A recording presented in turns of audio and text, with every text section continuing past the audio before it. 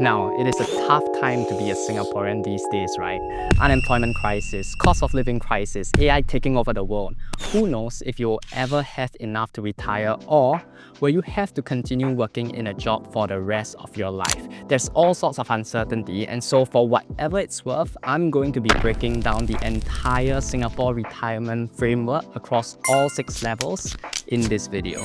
So these are the fundamental building blocks of the Singaporean system from level 1 to level 6, from basic, supplementary, asset, investment, protection, and legacy. And I can't believe that no one has ever explained it in this super simple way before. Oh, and by the way, if you don't know who I am, my name is Darien, and my wife and I quit our corporate jobs about a year ago after getting married, buying our home, and then we started sharing our travels and financial strategies to be able to live a life of freedom, which seems like many of you guys enjoy. And so if topics like money and happiness interest you, feel free to hit a like and subscribe to this channel if you like. So retiring in Singapore is kind of like playing an open world video game. Now within this open world video game of working in Singapore, you've kind of got like, let's say this is your starting point where all of us start a job.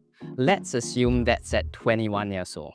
And you've got a main quest line that takes you all the way up to retirement. Along this main storyline, there are 6 levels that we have to all try to accomplish so that we ideally hit the goal of retirement by the time we get here, which is the official retirement age, and that's currently at 63 years old today. Here's where I want to make a distinction. As you progress from level 1 to level 6, your passive income increases, which helps you have more and more money by the time you're ready to retire. The goal of retirement is to have enough passive income to cover your basic expenses and possibly more, without relying on active employment. And just like in every other video game, there's also side quests that you can take as we travel up across this main storyline. Things like starting a business, having children, having pets, or traveling the world. We will touch on these side quests and how they contribute to your goal of retirement later on, but I want you to keep this at the back of your head as we run through the main storyline first. Starting with level 1, which is CPF Life. We have some very exciting news to share. Our family has been practicing law for the past 30 years, and we want to help even more families protect what's most important to them, which is the inheritance that they leave behind to their loved ones. So if you have not written your will and you're looking for a credible and affordable way to do so, feel free to reach out to us at Kin Wills and we'll love to help. Thank you, and we look forward to speaking with you soon. This is what I'll call the financial safety net or base layer for most Singaporeans when it comes to retirement. Very simply put, CPF Life is Singapore's national retirement plan that gives you monthly payout when you hit the age between 65 to 70. You get to choose when you want the payouts to start. But here's the thing. The longer that you can delay the payout from the age of 65 to the age of 70, the more you will receive, which is about 7% more per year that you delay the payout. Okay, so you're probably wondering how much exactly is this payout going to be? Well, it can range broadly from about $1,000 to around $2,600 per month. Take note that the figures here are taken directly from CPF Board's website and are commonly quoted when asked about the payouts that you can expect.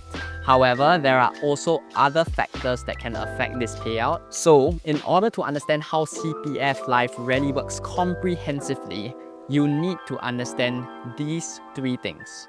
So let's start with how CPF RA works, because that is where we save up money over time to fund our CPF Life plan. So let's take it all the way from the start. Before the age of 55 years old, we all start with 3 CPF accounts. We have the CPF OA, CPF SA, and CPF MA. These 3 accounts serve different purposes. When we reach the age of 55, a new 4th account is created, and that is called your CPF Retirement Account, or RA for short. Here's what happens.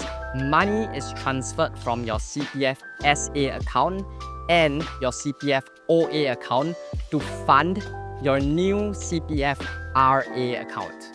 Your CPF SA account will then be closed and you will be left with 3 accounts, which is your OA account, MA account, and your new RA account. Now keep in mind, all of these transferring of money from some accounts to another account is with the sole goal of funding this thing called your CPF Life. And the maximum amount of money that will be transferred from your OA and SA account into your RA account will be up to the full retirement sum.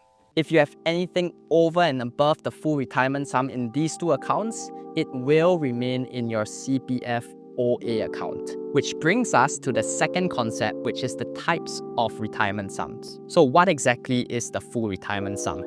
This is one of the more confusing aspects of CPF Life, and not many people really knows that the full retirement sum is actually just a concept. So here's what I mean. There are 3 types of retirement sums as of 2025.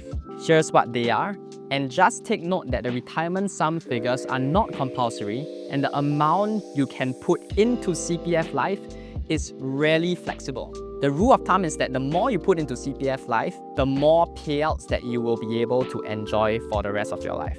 The 3 retirement sums, your basic retirement sum, full retirement sums, and enhanced retirement sums are just there to help you gauge the monthly income that you will be receiving. And finally, there are 3 types of CPF plans that you can choose from. They all offer different types of payout structures, but they are based on the same amount of money that you have in your retirement account. So it's the same pot of money, but just different timings of the payouts. Most people actually tend to just go for the standard plan because it pays you out the most amount of money right at the start when you choose to activate your CPF Life payouts. And those who go for the basic plan are typically people who already have enough passive income from other sources that we'll touch on later and want to leave more money behind for their family when they eventually leave. And finally, the escalating plan starts lower, but it starts to increase more over time to combat inflation rate. Now let's see, practically speaking, which plan makes the most sense in your case. Let's say you have the full retirement sum, which is about $200,000 at age 55. So that amount of money will be locked into your retirement account, and your estimated monthly payout will start 10 years later when you're at age 65 based on the types of plan that you chose. So here are the 3 types, and here are also the monthly payouts respectively. Most people tend to go for the standard plan because it gives the highest starting monthly payout. But if you want to maximize the total value of your CPF Life payout plus your bequest, which means the inheritance that you leave behind to your loved ones, the basic plan or the escalating plan may actually be a better option to choose from, depending on your expected lifespan. So it looks like if you expect to live beyond 90 years old, the escalating plan is the best choice. Whereas anything below 90 years old, basic plan will maximize the total value of your CPF Life and the bequest amount. But that is only if you have enough passive income flowing in from other sources, because remember, the CPF Life basic plan gives you a lower starting monthly payout. Now, besides these 3 main factors that affect your CPF Life payouts, there are actually other factors, things like your gender, your age, the CPF interest rates, mortality rates, so on and so forth. But it's a little bit too in-depth for this video because I want to keep this video a little bit more high level so we understand the entire retirement framework. But if you want me to go in-depth into the CPF Life plan alone, I might consider it for a future video, so just let me know down in the comment section below. Frankly speaking, even if you're drawing the upper end of the CPF Life payouts, it's only about $3,000 a month. I don't know about you, but I don't think that is enough for retirement. For some, yes, but for others, it's probably not quite there. So let's move on to level 2, which is your SRS account. SRS is a great way to save beyond your CPF and also to save on tax. It is a holding account for your retirement savings that you can open with a bank, and you can contribute up to $15,300 per year.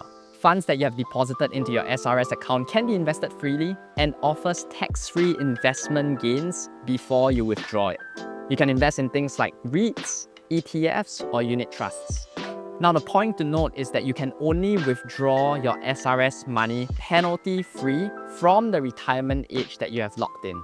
So what do I mean by that? Currently, the statutory retirement age in Singapore is 63 years old. That means if you open your SRS account today, you will be locking in tax-free withdrawals by the time you reach 63 years old.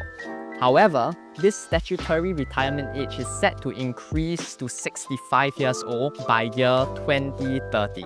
And so, once the statutory retirement age is updated to 65 and you open your SRS account during that time or even after that, your SRS retirement age that you can start withdrawing tax-free will be at 65 years old. So if you haven't yet, a tip is you can just open your SRS account first, put $1 inside, it doesn't really matter. So you get to access your money penalty-free earlier.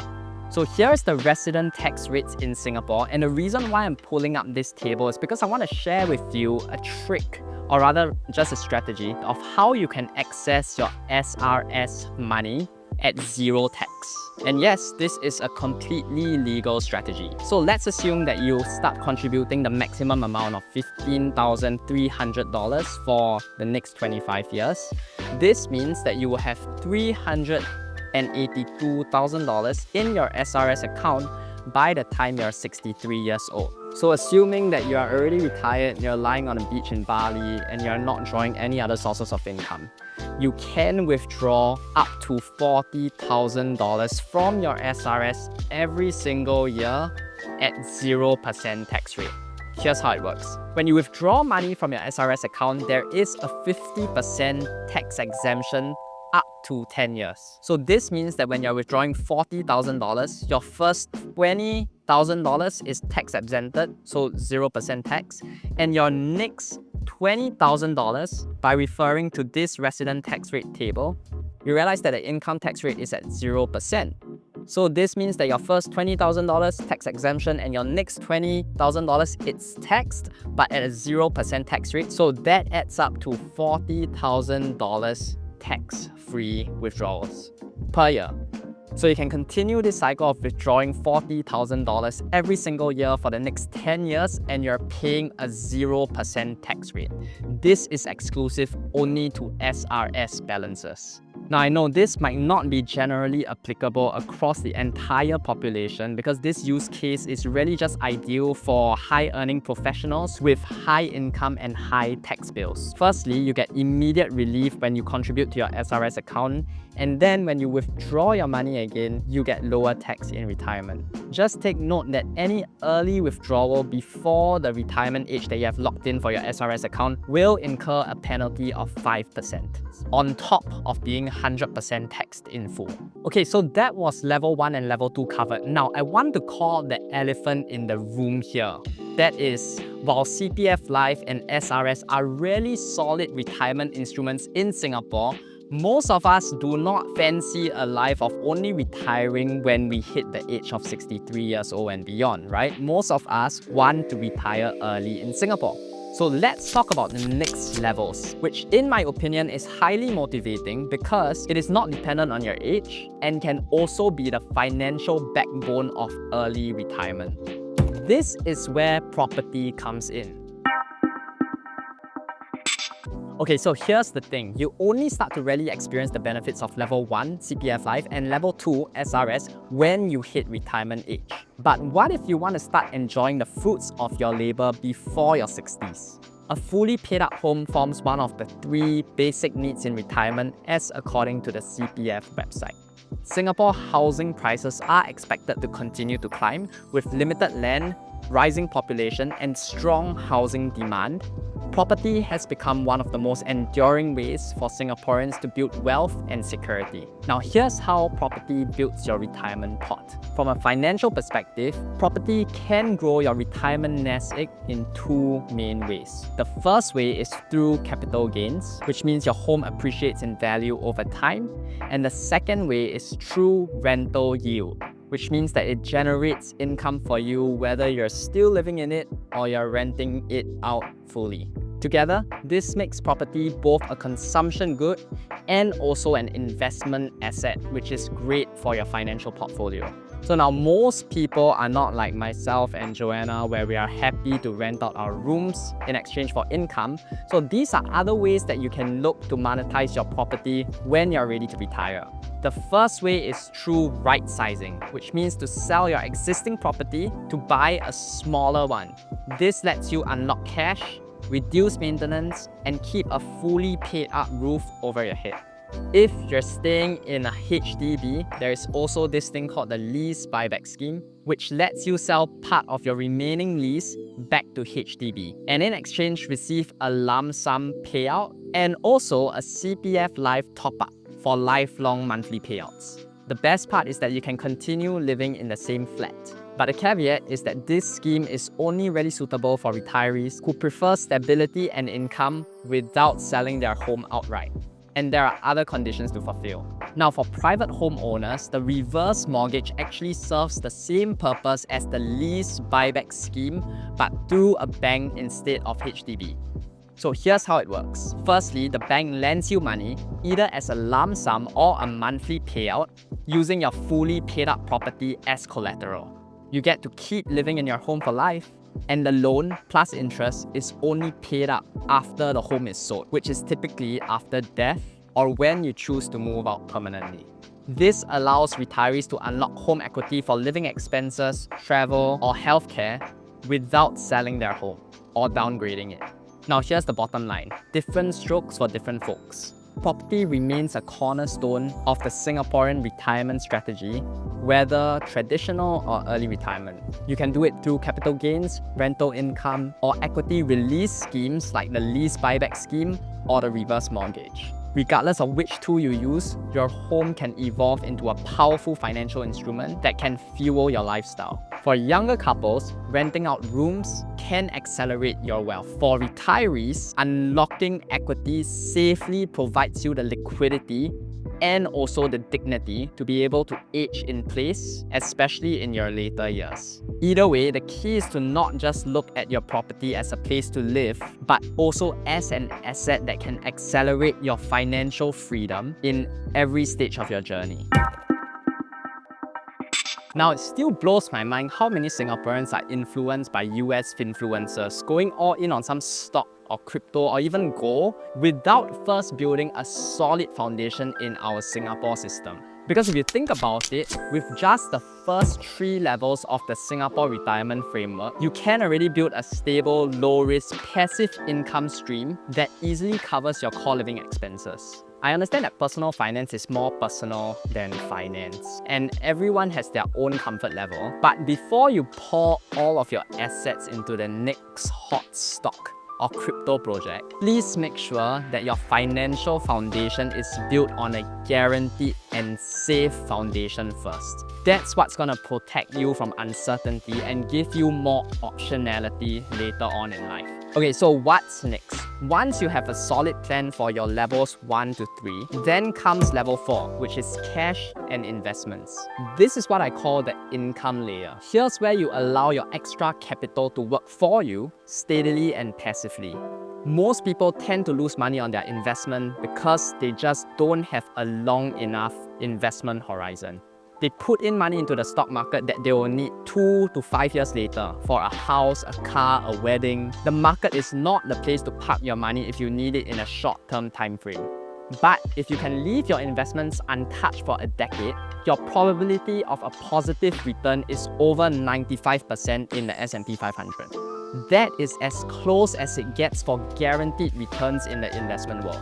But I know some of you guys are still into stock picking, so stay tuned because I'll go into the details about which platforms to use, what you can consider to buy, and what allocation that you can start with first, and I'll leave all of this in another video. Now, when we think about wealth accumulation, the timeline is usually decades, right? But what happens if something goes wrong in the short term? This is where the protection layer comes in to take care of our health and insurance. Here's a typical graph when it comes to retirement.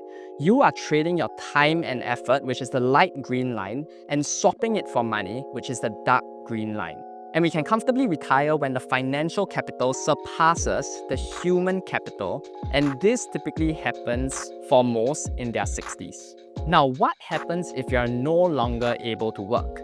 Now, if that happens, if your financial capital exceeds your human capital already, then that wouldn't be an issue, right? Because you would already have the financial capital to sustain you. But if this happens before your financial capital is sufficient, you're pretty much in trouble.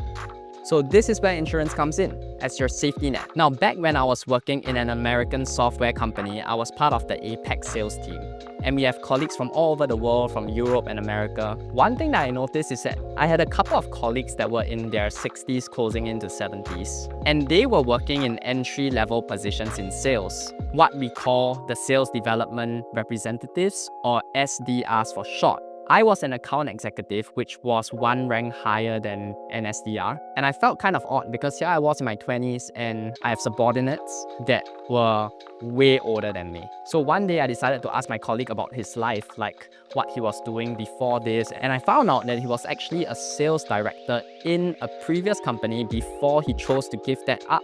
Because unfortunately for him, there was a round of layoffs and retrenchment, and he decided that he just wanted to slow down. So then the question becomes, why choose to get into an entry-level SDR position? He could have easily qualified for a more advanced position, right? Here's what I didn't realize. He took up the role because firstly, his age was catching up with him and he wanted to slow down. And more importantly, he wanted to be covered under the corporate insurance because he didn't have his own personal one. Now, I know it sounds crazy, but the cost of insurance is rising rapidly in the West. And it's becoming almost a luxury item in countries like America. And soon it might be the case in Singapore as well. Look at the recent news. The cost of insurance is going berserk. Now, for this particular colleague, he was residing in Europe and he had enough passive income for basic needs like his food and housing. But he wasn't able to afford personal healthcare because of two things. Firstly, he couldn't afford his own personal insurance. And secondly, by the time he was able to, he was excluded from buying his own personal insurance because he had spinal problems. Now, the unfortunate reality for him is that the healthcare costs will continue to rise. He's excluded, he can't even buy it if he has the money, and he's pretty much stuck. Now, of course, thank God in Singapore, every one of us is at least covered by MediShield Life, which is just a basic health insurance scheme that covers all Singapore citizens and PRs against large medical bills regardless of your existing conditions or your age. But I would highly encourage you, if you are still in good health, and if your goal in life is to reach a point where your financial capital can exceed your human capital, to start looking into insurance options that can protect you now. Now, this is the most important layer for every Singaporean to realize. As Prime Minister Lawrence Wong said, opportunity gaps are opening up earlier because of the advantages that more well-to-do parents give to their children. We are reaching a time in Singapore where it's virtually impossible or near impossible for people to play the catch-up game in terms of wealth. Those people who have a head start get further on in life faster and earlier. So, it's more important than ever now to think generationally as the cost of living continues to increase and the wealth gap continues to broaden. So even after retirement, the primary goal of financially savvy parents is to ensure that assets pass on smoothly into the next generation. This is how you start. By sorting out these 4 basic tools, you are on track to protecting your peace of mind, of your family, and also saving money. Firstly, the will. The will directs how you want your assets to be distributed. Next to the will are your nominations. You can do nomination for your CPF and your insurance. Lastly, the lasting power of attorney. Please do the LPA if you haven't already. It allows you to appoint someone to act on your behalf in the case where you lose mental capacity. So that is the overall summary of the Singapore Retirement Framework. If it helped you, let me know down below. And in the next video, I'll be going into alternative pathways for early retirement. It will be the strategy that Joanna and myself use to accelerate our financial freedom, and I can't wait to share it with you.